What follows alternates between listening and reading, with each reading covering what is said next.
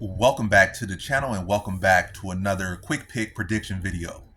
In this video, I'll be predicting the heavyweight bout in boxing between Anthony Joshua versus Otto Wallin. And how I feel about this one right here is I'm going high confidence Anthony Joshua to beat Otto Wallin. I feel like Otto Wallin is an okay fighter, and that's about it. He's an okay fighter. I think the real highlight of his career, he was able to give Fury a pretty hard fight, maybe one of his harder fights.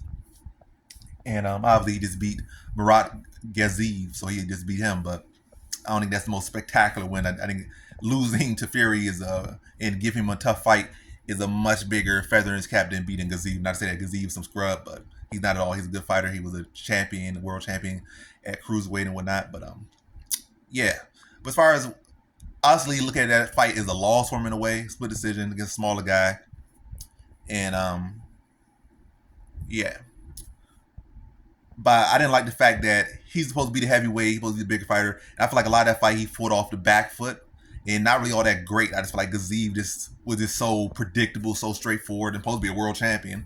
And they all talking about this guy, that, this guy's not this, that. But Gaziv looked like a scrub, to be honest. In my honest opinion, Gaziv looked like a scrub. He likely never won a world belt in his life in that fight. But hey, it is what it is. People give some guys flack, they give some other people the benefit of the doubt. He looked like a straight up scrub in that fight. Both of the guys look like scrubs, to be honest.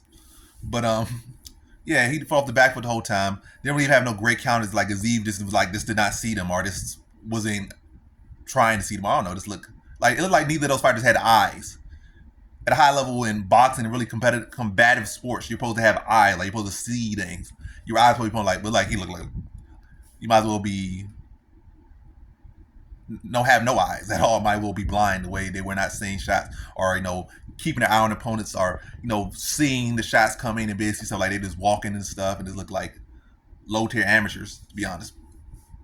But yeah, he just on the back for like is the bigger man. And now he's going with Joshua, who's a bigger man, actually bigger than you, more powerful than you. He's going to be putting you on the back foot often, and that's all like open to the body a lot of times. When you got hit to the body, open up top. That's typically what happens. But at a higher level, you're supposed to be able to see those things, block and counter effectively. I mean, he countered okay, and was able to catch Gaziv a couple times with counter shots. But again, I feel like that was more so because Gaziv, like neither of those fighters, like really were seeing and having eyes in that fight.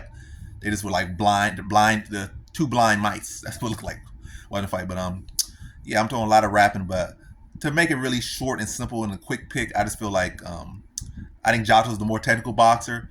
I feel like Joshua will be able to use his size here in this one. I think Gaziv's gonna be not Gaziv. I think Waller's gonna be too willing to give up the back foot, and he's not that great off the back foot to even be doing that. Now he's going with Joshua. I do think that Waller at points, you're gonna have to respect it. You're gonna have to respect the counters, even though I don't think his counter game is all that phenomenal. I think his footwork is all that. I don't think it's nothing about him all that phenomenal. He kind of like a reality. He's like just a gritty journeyman. What I feel like his skills kind of equate to.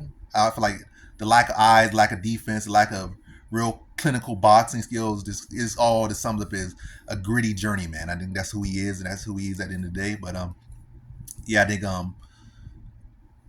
think Josh will be able to constantly push the pace, constantly put him on the back foot, sticking with the jab, work him high and low, ripping to the body, ripping up top. But I think Waller will, he'll fire back. He won't just let he definitely won't let Joshua just walk over him. He'll be good for a couple rounds, but I think eventually it's going to be rinse, repeat, keep getting walked down, keep getting stuck, keep getting hit with shots. Those shots going to weigh on you. That pressure's going to weigh on you, especially when you're not that good at it anyway, moving and fighting on the outside, as you may assume you are. But then this fight wears on.